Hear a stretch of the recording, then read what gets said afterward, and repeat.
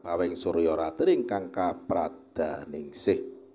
Ing mangke dugi tengah wengi ya madyaning dalu kawis tingal negari Buntit ingkang dadi nama sadasa inggih mapan wonten negari Ngamarta. Nalika semanten Sinuhun Prabu Puntadewa kadhep para kadang Brata Pandhawa miwah Kyai Lurah Bradranaya lamunta Yudha Kenaka candrané.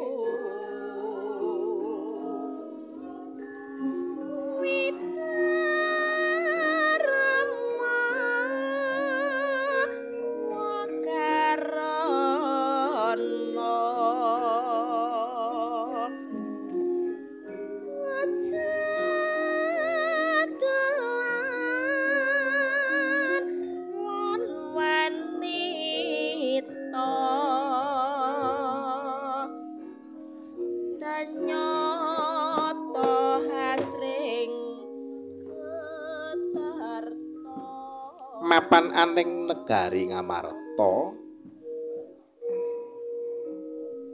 iki menika Sinuhun Prabu Puntadewa kadhep para kadang Brata Pandhawa Werkudara Janaka Nakula Sadewa miwah Kyai Lurah Bradranaya ya Kyai Lurah Semar. Sinuhun Prabu Puntadewa ngles madyaning penggal inggenira ngraosaken makebluk mayangkara ingkang sinandhang wonten negari Ngamarta. Nalika semanet tambo sedyanipun nyara widhekaken perkawis menika dumateng Kyai Lurah Semar ya Bradranaya kaya ngapa pangandikane.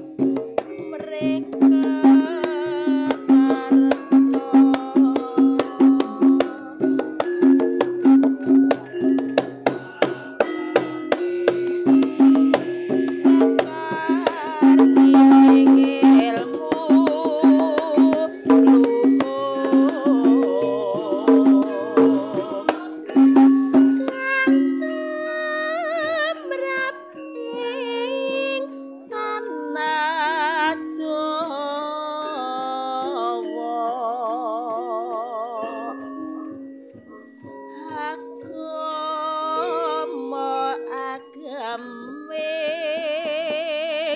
haji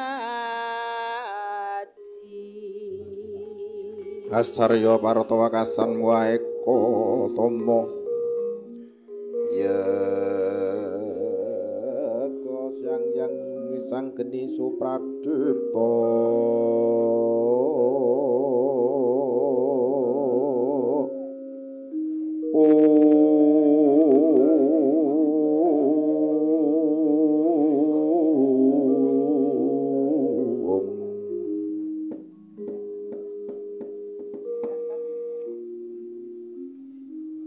mangku to mangku kakang Badranaya inggih wonten dawuh pangandika sinuwun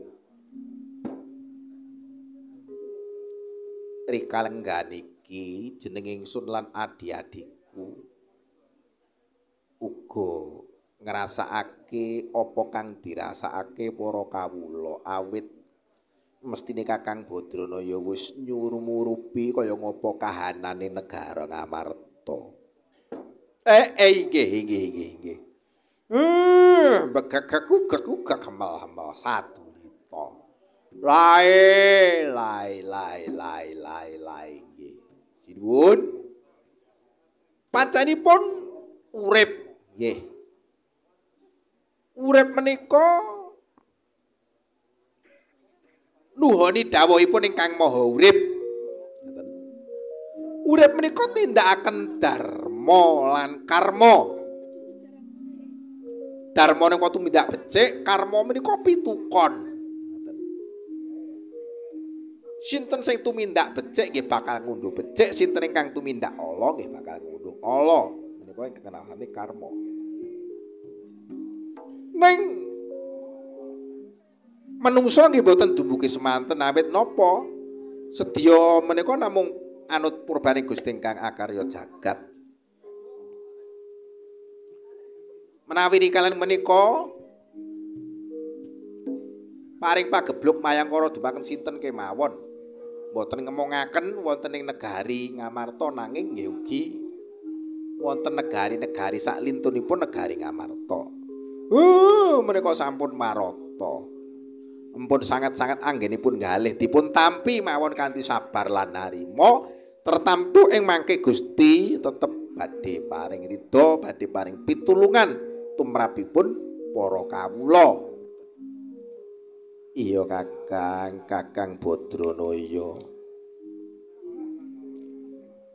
Aku mung nderek apa kang dadi dawuh. Inggih. Ning kula meling kula ngraosaken suwana ingkang boten sekeca.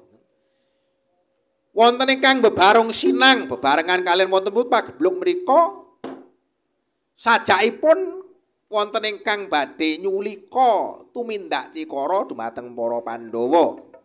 Mila ing mriki supados paduka sedaya menika tansah pinaringan kararsan kawilujengan monggo.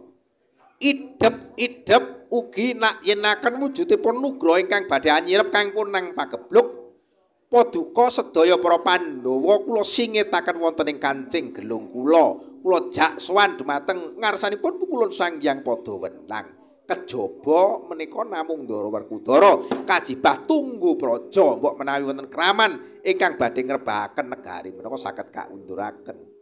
Iya Kakang aku mung nderek apa kang dadi dawuh. Nggih, menawi katen monggo dinsamake tata lumebet dhateng kancing gelung kula sing ngaten. Sowan ngarsanipun pukulun Sang Hyang Padawenang.